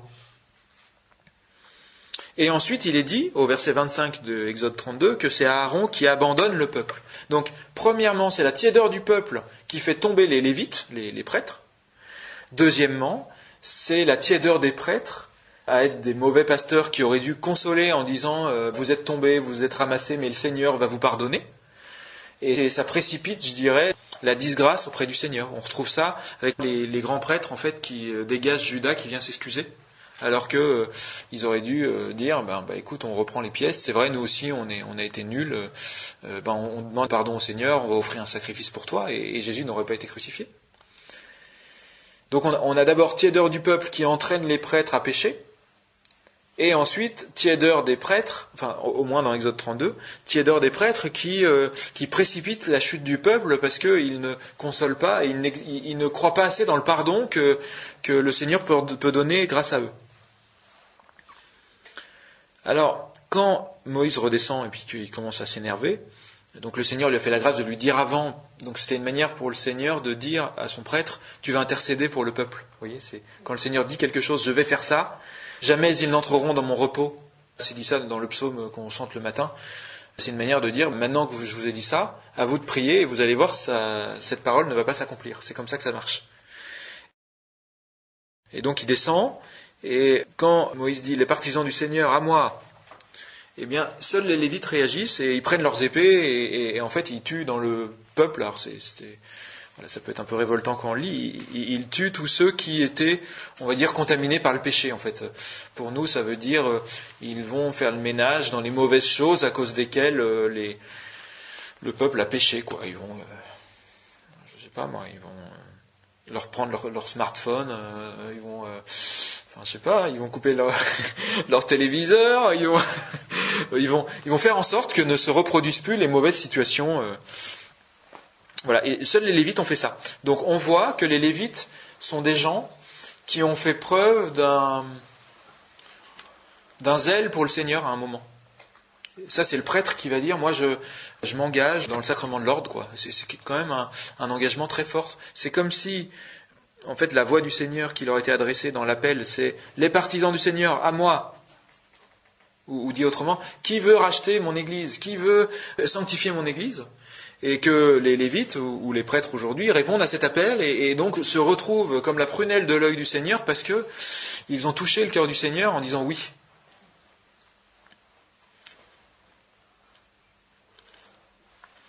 En Nombre 25, versets 7 à 14, Pinéas, qui est un Lévite, fils d'Éléazar, fait preuve aussi de zèle. Il transperce un Israélite lors de l'épisode du Baal de Péor. Vous savez, c'est ce roi Balak qui veut s'attaquer à Israël et il voit que, enfin, il compte sur son prophète parce que son prophète, c'est un gars qui est aussi prêtre, Balaam. Il est prêtre et prophète, mais païen. Et il dit, moi, je connais la puissance d'un prêtre et d'un prophète, et il suffit que j'envoie mon prêtre et je vais faire comme d'habitude. Il va maudire et il va y avoir en gros des démons qui vont décimer l'armée ennemie. Et Balaam, il arrive là. Et il est dans l'incapacité de maudire Israël parce que c'est un prêtre et un prophète juste. Il a cette capacité à dire, bah non, là, je vois bien que je peux pas. Le Seigneur m'en empêche. Et il dit que tes tentes sont belles, Israël. Il donne aussi la prophétie sur l'étoile qui va se lever. Voilà, peut-être que d'ailleurs les familles des mages ont médité sur cette prophétie pour pouvoir être prêts à... Vous voyez, il y a des traditions qui disent ça, qui se passaient de père en fils, la prophétie pour guetter l'étoile, quoi. C'est pas juste, ils ont eu une idée un jour, tiens, une étoile, on y va. C'était une tradition qu'ils avaient, et il y en a des traces dans cette... Enfin, moi, je pense ça, en tout cas, certains le pensent, moi je trouve que c'est intéressant. Et donc, je reviens à Balaam, donc il a échoué dans la mission que lui confiait Balak, et Balaam est en disgrâce dans la tradition d'Israël. C'est-à-dire que nous, quand on lit, on se dit, oh là là, c'est un saint homme ce gars-là, il était juste, etc. Et en fait, la tradition juive dit que c'était quelqu'un qui était malin et qui a mal utilisé son intelligence, parce que, et d'ailleurs c'est dit dans la Bible, il a dit, bon bah puisque je n'arrive pas à les faire chuter par la force, je vais les faire chuter par la séduction. Et donc il a envoyé les filles les plus jolies, parfumées, maquillées, mascara, mini-jupe et tout, auprès du peuple d'Israël, et c'est comme ça qu'ils sont tombés, en fait. En introduisant quelque chose... En plus, en utilisant la beauté des femmes, qui est une arme terrible entre les mains du démon, alors que c'est une arme terrible entre les mains du Seigneur pour sanctifier les hommes et vice-versa. Enfin, l'homme et la femme sont des moyens de se sanctifier mutuellement, même quand on n'est pas marié, en regardant quelqu'un du sexe opposé. Quand on a un regard dans le Seigneur, on se sanctifie mutuellement. Balaam, il avait compris ça, en fait. Et il y a quelqu'un qui s'est levé, c'était un Lévite, c'était Pinéas, et il a transpercé ceux qui ont succombé à ça, quoi, en disant, je vois que c'est quelque chose d'étranger, et il a joué son rôle de Lévite, de dire la loi c'est de suivre le Seigneur, et de ne pas introduire des éléments étrangers dans notre fonctionnement de tous les jours, quoi, parce que ça va nous décimer. Et effectivement, le Seigneur a envoyé des serpents à la morsure brûlante pour rappeler le peuple à l'ordre, en disant, bah, puisque vous n'écoutez pas les prêtres et les prophètes, eh bien, vous allez avoir des problèmes de santé, et vous allez devoir passer par une intercession d'un serpent d'airain, mis en place par un prêtre d'ailleurs. Voilà, donc les fils de Lévi sont consacrés à l'Éternel, qui les a pris à son service, ils ont porté l'arche de l'Alliance, ils offrent des sacrifices, ils offrent le parfum d'adoration. Et puis pour les prêtres d'aujourd'hui, c'est encore ça. Pierre, première lettre de Pierre, chapitre 2, versets 4 et 5. Première lettre de Pierre, chapitre 2, versets 4 et 5. « Approchez-vous de lui, pierre vivante, rejetée par les hommes, mais choisie et précieuse devant Dieu, et vous-même, donc tous les baptisés, vous-même tous les baptisés, comme des pierres vivantes, édifiez-vous pour former une maison spirituelle, un saint sacerdoce, afin d'offrir des victimes spirituelles agréables à Dieu par Jésus, le Messie. » Par Jésus-Christ, voilà, nous on dirait. Donc, on devient nous-mêmes, le peuple des baptisés, un saint sacerdoce pour offrir des victimes spirituelles. C'est-à-dire, je t'offre les faiblesses des gens qui m'entourent, je t'offre, voilà, c'est ça que dit Saint Pierre, quoi. Vous êtes prêtre à la suite de la tribu de Lévi, parce que vous avez un zèle comme les Lévites. Voilà, donc c'était la troisième raison, pourquoi des prêtres, parce que dans la tribu de Lévi, il y a à la fois cette faiblesse, on est des pécheurs, et à la fois à un moment des traits, comme si l'Esprit Saint passait, et puis on avait un zèle pour le Seigneur, pour défendre le Seigneur, pour prendre la défense du Seigneur. Et puis, ils ont une promesse en Nombre 18-20, qui est très belle. Nombre 18-20. « Tu n'auras pas de patrimoine dans leur pays, tu n'auras pas ta part au milieu d'eux. » Et c'est Dieu qui s'adresse aux Lévites en disant « Tu n'auras pas de territoire, contrairement aux autres tribus, où vous partagez la carte d'Israël. » Mais toi, non, tu n'auras pas de territoire, ou très peu, ça va être très limité. C'est moi, le Seigneur, l'Éternel, qui serai ta part et ton patrimoine au milieu des fils d'Israël. C'est comme s'il y a eu un découpage, et qu'il y a quelque chose qui avait été donné en plénitude aux Lévites, aux prêtres, c'est le Seigneur, avec toute sa puissance, quoi. Voilà. Et en méditant ça, normalement, un prêtre, ça doit le maintenir aussi en se disant, moi, mon trésor, c'est le Seigneur, quoi. Je n'ai rien d'autre que le Seigneur. Voilà. Et ça peut être une raison de méditer aussi, hein. Et c'est pour ça qu'il est dit, il est demandé devant un grand ou devant un ancien, abaisse ton front. Quoi. C'est Siracide 4.7. C'est Ben Sirac le Sage 4.7. Devant un ancien, un prêtre, c'est-à-dire on doit réfléchir à deux fois donc avant de critiquer un prêtre, et en sa présence réfléchir est-ce que ce que je dis est respectueux pour lui, voilà, parce qu'il y a une sainteté particulière en lui. C'est comme s'il y avait le Seigneur en lui, c'est comme s'il y avait le Seigneur devant moi, en la personne de ce prêtre.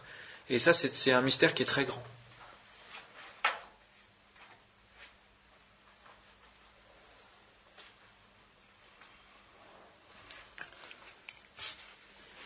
Voilà. Pourquoi les prêtres?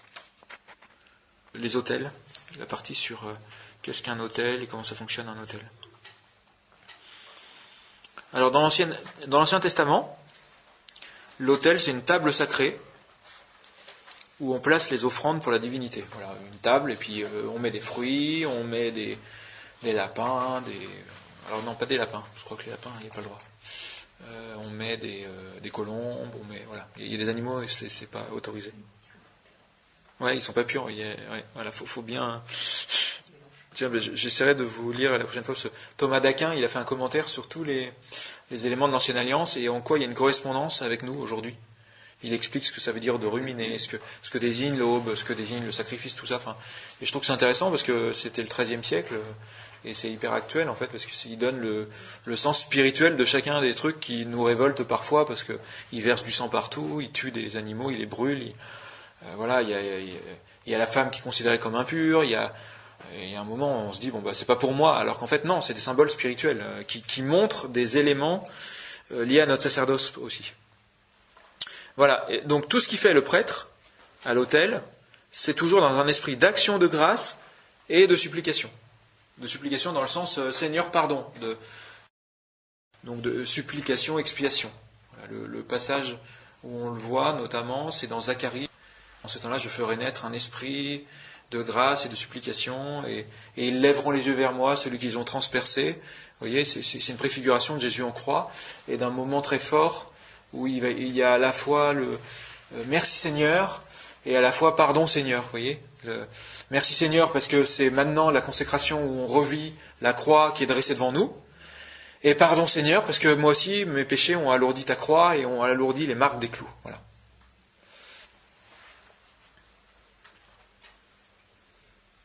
Dans Exode 20, juste après le décalogue, Exode 20, 24, le Seigneur lui demande à Moïse de lui ériger un autel de terre, et non un autel de pierre, qui serait profané par le ciseau des tailleurs. C'est-à-dire, pour bâtir un autel, il ne faut pas utiliser de pic, pour tailler les pierres, je ne sais pas comment dire, Un ciseau. Un ciseau, ouais. Alors, dans la tradition juive, la terre ne peut pas devenir rituellement impure. La terre, c'est Dieu qui a créé la terre et a donné un esprit à la terre, qui est un esprit inférieur au monde angélique, etc. Les esprits de la nature existent, c'est dit dans la Bible. Mais c'est des esprits, je dirais, qui n'ont pas dont la seule intelligence, c'est de faire subsister les plantes et parfois de nous faire penser à arroser une plante ou de mettre les arbres en lien entre eux, etc. Enfin, d'organiser la nature. Donc ça ne peut pas être impur rituellement parce que c'est le Seigneur qui vit dans tous ces éléments de la nature. Hein. Les animistes et puis les bouddhistes d'ailleurs apprennent à reconnaître ces esprits-là. Et puis il y a une demande de simplicité aussi dans le fait de prendre un bloc de pierre si on le fait en pierre. Et puis pas de ciseaux parce que l'homme ne doit pas toucher à ce qui est sacré. Voilà, le Seigneur a fait des grosses pierres, et ben on prend la pierre telle quelle. Le Seigneur l'a voulu comme ça. Voilà, c'est une manière de dire quand vous bâtissez un autel, faites simple en reprenant au maximum ce que le Seigneur a voulu. Voilà, ce que le Seigneur a fait. Et dans le Talmud, donc dans les écrits juifs, l'autel est créé pour prolonger la vie de l'homme, tandis que le fer, c'est-à-dire l'épée, a été créé pour l'abréger. Voilà, l'autel, ça prolonge la vie de l'homme. C'est quelque chose que le Seigneur va donner, va créer et qu'on va récupérer, on va lui offrir, alors que les ciseaux, c'est l'arme du démon en fait qui va chercher à diviser en fait. Voilà. Il est dit que l'autel ne doit pas comporter d'escalier pour ne pas dévoiler la nudité du prêtre qui monte et puis on voit voilà, donc après c'est assez logique. Il doit y avoir une interprétation spirituelle. Je l'ai pas trouvé pour l'instant, mais j'essaierai de peut-être le trouver pour la prochaine fois. L'autel qui est dans le temple, alors on mettait des cornes autour, qui était la partie la plus sacrée de l'autel. On voit une complexification de la manière de faire les autels. C'était donc la partie la plus sacrée, qui était touchée par les criminels, en fait, qui les immunisaient contre leurs vengeurs. Les gens qui réclamaient l'asile parce qu'ils avaient péché, ils touchaient l'autel. Vous voyez, et voilà, là aussi, il doit y avoir un sens par rapport à ça, au fait que le Seigneur se laisse toucher dans les choses saintes par le pécheur repenti, quoi, par le publicain qui se tape la poitrine, quoi, qui vient dans le temple et qui dit Seigneur, je vais toucher ta miséricorde, comme si je mettais mes mains sur les cornes. Donc je vais balayer quelques personnes qui sont évoquées pour avoir construit des autels.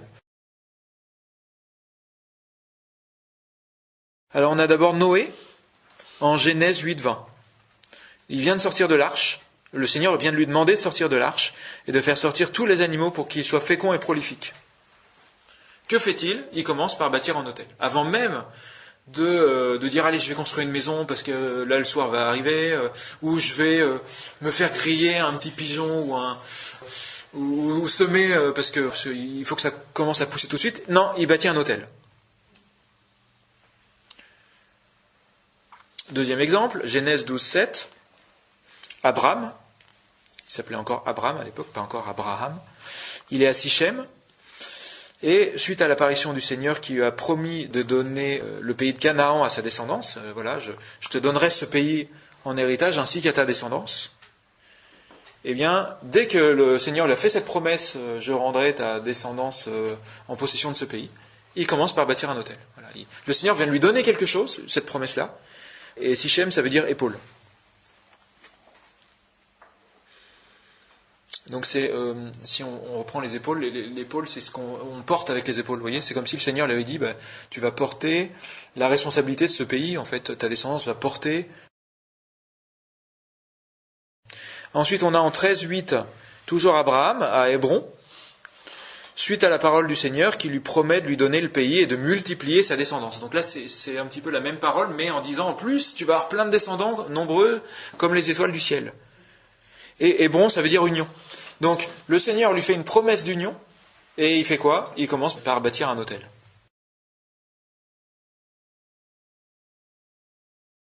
Autre exemple, en 22:9, là maintenant il s'appelle Abraham, on lui a rajouté un He, qui est une lettre hébreu, qui est la lettre du souffle, la lettre de l'Esprit Saint en fait. Abraham, il est donc au lieu que le Seigneur lui a indiqué, afin de sacrifier son fils, et donc après avoir mis les bûches, eh bien, il bâtit un autel, là, pour sacrifier son fils. Donc là, Dieu lui a dit, je t'envoie une épreuve, et je t'envoie une demande incompréhensible. En plus, dans un lieu, je te dis même pas lequel, je t'indiquerai à un moment. Voilà, ça a dû être difficile. Et il fait quoi ? Il bâtit un autel, c'est ce qu'il sait faire, Abraham. Et finalement, il finit par y sacrifier un bélier. Vous voyez, donc le Seigneur, à chaque fois, il y a une demande du Seigneur, il y a un contact avec le Seigneur très fort. Et la première chose qu'on fait, je bâtis un autel. En 26-25, c'est Isaac à Beer-Sheva, après que le Seigneur lui soit apparu pour lui dire « Je suis le Dieu d'Abraham, ton père, ne crains pas, je suis avec toi ». Donc il se fait reconnaître, voilà, c'est le puits du serment, Beer-Sheva, ou le puits des 7. Donc on peut penser aux 7 dons de l'Esprit Saint peut-être, ou le puits de l'Alliance. Et effectivement, je suis le Dieu d'Abraham, ne crains pas, je suis avec toi, je te bénirai, j'endrai. Donc c'est une promesse d'être toujours avec lui. Voilà, et il bâtit un autel. En 33-20, c'est Jacob à Sichem, et il revient au lieu de l'épaule, et il a acquis une parcelle de champ. Et la première chose qu'il fait dans ce champ-là, il bâtit un autel. Et il le nomme El, Dieu d'Israël. En 35-20, toujours, Dieu dit à Jacob, monte à Bethel, arrête-toi là, et lève-y un autel pour le Dieu qui t'est apparu lorsque tu fuyais devant ton frère Ésaü. Et qu'est-ce qu'il va faire? Il va voir sa famille, et il dit, il faut bâtir un autel pour remercier le Seigneur. Donc Dieu lui a parlé, et c'est une occasion de témoignage, il dit, on va bâtir un autel, on va faire un haut lieu, dans Genèse 35. Et que font-ils? Ils se débarrassent tous de leurs idoles, et cet autel vient purifier le culte dans leur famille, en fait, leur relation à Dieu. Et en 35-7, ils bâtissent cet autel-là. Voilà, donc encore une parole du Seigneur. Que fais-je quand j'ai cette parole? Je commence par bâtir un autel, par construire quelque chose, par faire quelque chose qui fait plaisir au Seigneur. En Exode 17-15, c'est Moïse à Réphidim, le lieu du repos. Réphidim, il vient d'avoir une victoire éclatante contre Amalek, donc la tribu du mal par excellence. Exode 17-15. Et que fait-il une fois qu'il a cette victoire, avant d'aller se reposer, d'aller ripailler, d'aller passer pour une star auprès de son peuple, etc. Il bâtit un autel. Et cet autel s'appelle « Le Seigneur est mon étendard ». C'est une manière de... Vous voyez, donc là, on voit, il commence par dire « Ce n'est pas moi qui ai acquis la victoire, c'est le Seigneur, et je lui bâtis un autel pour bien vous montrer que ce n'est pas moi, c'est lui ». En Exode 24-4, excusez-moi, je vais vite, mais Moïse bâtit un autel avec 12 stèles au bas de la montagne, juste avant les instructions du Seigneur au sujet de l'organisation du culte. Donc là, l'autel est bâti aussi pour servir de signe, pour partager les rôles du sacerdoce, et les rôles prophétiques, et les rôles, tous les ministères en fait. Voilà, on retrouve la même chose en Josué 8-30, sur le mont Ébal. Ébal, c'est Pierre, montagne nue, Josué 8-30. Il vient de conquérir Haï, qui est une ville, ça veut dire Mont Sodorine, Haï, et il vient de conquérir, et il commence par bâtir un autel aussi. Voilà, donc à chaque fois, donc que signifierait l'autel? Donc peut-être une offrande à Dieu de notre temps, de nos prémices, c'est-à-dire on commence par lui offrir les premières choses qui nous viennent à l'esprit. La première chose qui nous vient quand il y a une grâce qui nous est donnée, ou qu'on a l'impression que le Seigneur s'est adressé à nous, on lui rend ça en bâtissant un autel, c'est-à-dire en lui donnant peut-être notre simplicité, notre esprit d'enfance, en disant « Seigneur, je te donne cette joie », ou je vais reconnaître devant les autres que cette joie me vient du Seigneur, ce n'est pas moi qui suis la source de ma propre joie. Et à chaque fois, c'est dans le lieu que Dieu choisit, et non dans les hauts lieux, c'est-à-dire, les hauts lieux, c'était les endroits où les autres peuples érigeaient des autels, parce qu'en fait, le démon avait plus de puissance quand on faisait un autel en haut d'une montagne, sous un arbre vert, sous un sycomore par exemple. Pourquoi? Parce que tout le monde le voyait forcément, un lieu que tout le monde voit, il devient célèbre, et donc on est capable de faire des sortilèges plus puissants. Et le Seigneur lui dit non, moi c'est pas comme ça que je fonctionne, c'est pas vos raisonnements humains, c'est la lutte entre le pouvoir et la simplicité que demande le Seigneur dans l'Évangile. Vous savez, les grands de ce monde font sortir leur puissance, mais dans le royaume des cieux, mais entre vous, il ne doit pas en être ainsi. Voilà. C'est-à-dire que quand le Seigneur vous adresse quelque chose, une grâce, quand le Seigneur nous adresse une grâce, eh bien, on commence par dire, Seigneur, tu viens de m'adresser une grâce là, et ben je te rends cette grâce là. Voilà, j'ai eu un signe une joie qui m'a été donnée, ou un frère qui m'a dit telle chose, et bien, est-ce que le Seigneur ne me demande pas de lui rendre quelque chose, ou de lui faire quelque chose qui va lui faire plaisir, en fait. C'est ça, bâtir un autel. Donc c'est le Seigneur qui choisit le moment de bâtir un autel, après qu'il nous ait adressé la parole, et c'est le Seigneur qui choisit le lieu, c'est-à-dire qu'il va nous faire comprendre à quel endroit on va faire quelque chose pour lui, qui va manifester que c'est lui qui est le premier servi, et que cette chose-là, ce soit quelque chose de très simple qu'on lui donne, qu'on lui offre. Donc ça peut être Seigneur, j'ai reçu que ça fait 1 an que je prie pour qu'on déménage, et ben je vais te consacrer ma famille à la Trinité, si tu me donnes une maison. Voilà. Et puis à un moment, je sens que le Seigneur, il me dit, va, je suis avec toi. Je sens là, c'est comme s'il m'avait répondu dans ma prière que, en fait, la maison, elle va arriver dans pas longtemps, quoi. Et ben, on va se consacrer à la Trinité. Et en fait, 2 semaines après, boum, il y a une maison qui nous tombe dessus. Voilà. Vous voyez, donc j'ai bâti un hôtel, et c'est comme un roc pour ma famille, parce que maintenant que, enfin, je donne un exemple, c'est pas le cas pour nous, mais, enfin, si, pour nous, ça a été le cas avec la voiture. On a promis qu'on consacrerait notre maison au cœur de Saint Joseph et de Marie. Elle était déjà consacrée au cœur de Jésus. Et puis en fait, au bout d'un moment, j'ai dit bon bah voilà, on va avancer, le Seigneur, il va être avec nous. Et 2 semaines après, on avait une voiture. Voilà, le Seigneur, Saint Joseph nous a trouvé une voiture neuve en plus. Voilà, alors qu'on n'avait pas un sou. On a eu, vous voyez, et en relisant le truc, je me dis bah c'était un hôtel qu'on lui a bâti, quoi. C'est-à-dire qu'on a dit on va mettre en place quelque chose avec la grâce du Seigneur. Parce qu'on sent que c'est là qu'il nous appelle à faire ça, et ça va être quelque chose qui va nous protéger, sur lequel on va pouvoir fonder des grâces familiales.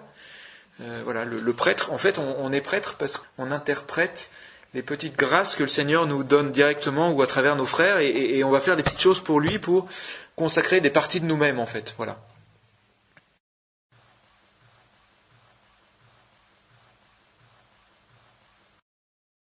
Le service qu'un baptisé effectue, dans les profondeurs de son âme, reflète en tout point le service des temples et du sanctuaire. Parce que dans le sanctuaire, il y avait des nombreux ustensiles de différentes sortes, chacun avec sa fonction propre. Il y avait l'encensoir, l'éphod, la mitre, enfin tout un tas de choses. Et donc, tous ces objets représentent dans l'âme les nombreuses facettes et capacités. Donc ça va être l'intellect, l'émotion, la volonté, le plaisir. Voilà, toutes ces choses-là, c'est comme des petits ustensiles dans notre sanctuaire propre, dans le temple qu'on est. Et on va pouvoir officier dans notre sanctuaire devant le Seigneur en disant je t'offre sur l'autel de mon cœur ces petits sacrifices que je fais pour toi, cette contrariété. Voilà, c'est ça l'autel en fait que ça symbolise. Et c'est en ça qu'on est prêtre nous. Alors, il se peut qu'au cours du service du divin surviennent quelques motivations étrangères, un désir profane, peut-être contraire à la volonté divine, parce qu'on va se dire bon allez, je vais abréger ma prière, par exemple. Ou on va se dire je vais je prie avec mon portable, tiens, j'ai reçu un SMS. Ah vous voyez, ça c'est un truc étranger. Voilà. C'est typique. Ça équivaut au cas où un des ustensiles du sanctuaire deviendrait impur, en fait. Donc ça veut dire que nos pensées deviennent impures, et on doit chercher le moyen de retirer cette impureté pour que les ustensiles, donc en nous-mêmes, redeviennent dignes de participer au service du sanctuaire intérieur. Parce que dans ce sanctuaire, aucune impureté n'est admise. C'est la colère de Jésus qui dit, mais dégagez, vous, tous les trucs, là, les marchands de colombes, les changeurs, Il est en colère parce que pour lui, ça n'a pas sa place, quoi. L'amour de sa maison fait son tourment. C'est le feu de l'amour de Dieu qui consume sur l'autel de notre cœur tous nos désirs égoïstes. Et les ustensiles du sanctuaire intérieur sont, comme nom l'indique, des récipients. Et quand ils sont purs et que leur service est pur, ils sont des réceptacles des bénédictions divines, autant matérielles que spirituelles. Et on a ça en Lévitique 26, 3, 4. Alors on parle de ça. Pendant longtemps, je me suis dit, mais on ne communie pas au sang, et je trouvais que c'était un tort. Et finalement, je me suis dit, il faut être simple, on reçoit avec ce que l'Église nous donne, le corps du Christ. Lévitique 26, 3 à 4. On reçoit ce que le Christ nous donne, et on reçoit aussi le sang par l'intermédiaire des prêtres, parce qu'en fait, le sang, il coule de manière mystique sur tout le monde, et si nous, on est un réceptacle où il n'y a pas d'impureté dedans, la coupe d'impureté dont on parle dans l'Ancien Testament, c'est comme si on se remplissait à ras-bord du sang du Christ. Le corps, il nous aura fortifiés, et si on ferme les yeux, on est capable de raviver les grâces de l'Eucharistie. C'est comme si, à un moment dans ma semaine, je ferme les yeux, et puis j'imagine que je vais ouvrir cette boîte où il y a un parfum enivrant, et je vais dire, Seigneur, je vais me mettre dans la même attitude que le moment où j'étais à genoux, et je venais de communier, et je vais raviver les grâces de la communion, et ça va être comme si je communiais une deuxième fois. Vous voyez, c'est comme ça qu'on bénéficie à nouveau du sacrement de l'Eucharistie. On ne le fait pas assez, ça. C'est pour ça qu'on est tiède, en fait, que le fil à linge entre 2 poteaux, il touche le sol. En fait, c'est parce qu'il faut mettre d'autres poteaux entre les deux en disant, Seigneur, allez, maintenant je vais communier à nouveau parce que tu es encore là et je vais bénéficier de ça. Et le sang du Christ, ça va être, Seigneur, je suis un calice et je vais être rempli du sang du Christ parce que de manière mystique, le sang aura été répandu sur l'assemblée pendant la messe et ensuite ce sang, je viens le répandre et purifier tout mon entourage. En fait, partout où je passe, je vais exercer mon rôle de prêtre en sanctifiant tout ce qui m'entoure. Si vous marchez selon mes décrets, si vous gardez mes commandements, si vous les mettez en pratique, je vous donnerai en leur saison les pluies qu'il vous faut, la terre donnera ses produits et l'arbre de la campagne ses fruits. Chaque autel va consacrer une partie de nous-mêmes. Voilà, chaque autel, c'est-à-dire qu'à chaque fois qu'on comprend ce que le projet du Seigneur sur nous, parce qu'il nous a parlé, on a reçu quelque chose, ça, il faut que je le fasse. Il faut que je consacre ça, que je fasse bénir ma voiture. Ça, c'est comme bâtir un hôtel, finalement. Voilà. Et à chaque fois que je vais monter dans ma voiture, je vais être moins tenté de faire des choses qui ne sont pas en lien avec la vie chrétienne, quoi. D'avoir envie de défoncer la voiture de devant en klaxonnant comme un bourrin parce que ça m'énerve que la dame elle cherche une place et qu'elle mette 3 heures à se garer. Et voilà, je bâtis un hôtel en consacrant ma voiture parce que je le reçois dans la prière. T'as qu'à faire bénir ta voiture, tu verras, tu seras moins tenté de faire ça. Voilà, et puis de cultiver le silence. Donc j'ai puisé un certain nombre de ces éléments dans les traditions juives aussi. Les juifs sont très forts là-dessus. Et moi je donne un petit peu le déploiement avec le sang du Christ. Parce que ce qui leur manque aujourd'hui, c'est ça. Je me dis, mais le jour où ils sauront ça, ils seront bluffés, quoi. On a de la chance, nous. Voilà, certains écrits juifs expliquent que il y a 2 autels. En fait, il y a l'autel pour offrir les sacrifices, les animaux, tout ça, et l'autel pour offrir l'encens. C'est 2 niveaux de la révélation divine. Il y a l'autel intérieur, où on offre l'encens. C'est la lumière qui transcende la création, c'est l'autel de notre foi, c'est les joies que le Seigneur nous donne, c'est l'amour qu'on reçoit de nos frères. Voilà, c'est les compréhensions intellectuelles aussi, les grâces de la prière. Alors que l'autel extérieur, où on met les animaux, ça manifeste un niveau plus manifeste, en fait. Voilà, les grâces par des choses que j'entends, par la beauté de la création, vous voyez, finalement, les autels symbolisent différents niveaux de notre être, en fonction aussi de notre corps, et puis notre âme et notre esprit. Voilà. C'est la divinité qui vient habiter la création. Voilà, l'autel intérieur, c'est comme le Saint des Saints. Alors, comment on utilise un autel ? L'autel des holocaustes, où on sacrifiait les animaux. Il y avait un autel où on prenait un repas, en fait, un repas sacré, on offrait ce qu'on mangeait au Seigneur. Et donc c'est vrai que dans le foyer juif, la table était un substitut de l'autel. Et on ne pense pas suffisamment que la table de chez nous est un autel, et que quand on dit le bénédicité, on fait descendre la consécration sur les échanges, sur la nourriture qu'on va manger. Et ensuite, pendant le repas, pour pouvoir garder cette bénédiction, il y a à la fois à faire attention évidemment aux échanges et à demander au Seigneur de venir visiter nos échanges. Et deuxièmement, de visiter ce qu'on mange en disant « Merci Seigneur pour chaque chose que je mange ». C'est comme si je te donnais à manger à toi pendant que je mange. C'est une manière de jouer notre rôle de prêtre à table, en fait. En plus, si je peux me permettre, ça marche même si on fait ça avec quelqu'un d'autre qui n'est pas du tout au courant. Oui. Et ça pacifie les tout choses. À fait. C'est ahurissant. Parce que c'est un vrai autel, en fait. On a après l'autel qui est le lit conjugal. Alors là, je vais lire quelque chose que j'ai trouvé, quelqu'un qui commente Jean-Paul II, la théologie du corps. J'en reparlerai la prochaine fois de manière plus détaillée, mais je trouve que c'est beau. C'est Jacques Villeminot qui commente ça, c'est un diacre. Il explique en quoi l'union des corps est un rappel de la scène. La chambre conjugale est un sanctuaire, le lit conjugal est un autel. L'époux peut dire à son épouse « Voici mon corps qui est pour toi », tout comme Jésus a dit « Prenez et mangez, et prenez-en tous, ceci est mon corps ». La communion eucharistique est l'union charnelle, sensuelle du Christ et de son épouse l'Église. Si les époux sont sacrements du Christ et de l'Église, cela veut dire que le don des corps, qui est l'expression la plus parfaite et aboutie du don total des personnes, participe à l'acte eucharistique. C'est pour ça que Jean-Paul II parle du lien entre l'Eucharistie, la croix et l'union d'un homme et d'une femme. C'est pour cela que la chambre conjugale est un sanctuaire, que le lit conjugal est un autel. On comprend alors toute la beauté et l'exigence de sainteté qui en découle. Pas de profanation des corps dans la vie sexuelle. Dans le Lévitique, c'est dit tu n'offriras pas une bête boiteuse. Voilà. Donc moi, évidemment, je vais pas aller voir une autre femme et puis après m'unir à ma femme. Sinon, mon âme est boiteuse, quoi. Voilà. Et si j'ai beaucoup trop mangé, c'est comme si j'étais une brebis mal fichue que un prêtre avait acheté pas cher pour l'offrir, enfin ou quelqu'un pour offrir ça en sacrifice en le donnant au prêtre. Voilà. Pour conclure sur cette première partie, moi je trouve qu'on peut être quand même émerveillé par toutes les choses qui sont dites dans la Bible sur les prêtres et dans les trésors de l'Église aussi, parce que les textes du magistère recèlent aussi beaucoup de choses qui vont prolonger toute cette réflexion-là. Quand on comprend finalement ce rôle de prêtre, on acquiert de la part du Christ cette capacité peut-être de transformer le monde et d'être comme le bout des branches des arbres, en fait. Les prêtres, le pape, ça va être le tronc, les prêtres, les évêques vont être les branches principales, et nous, on va être les extrémités, et on va rayonner auprès de personnes.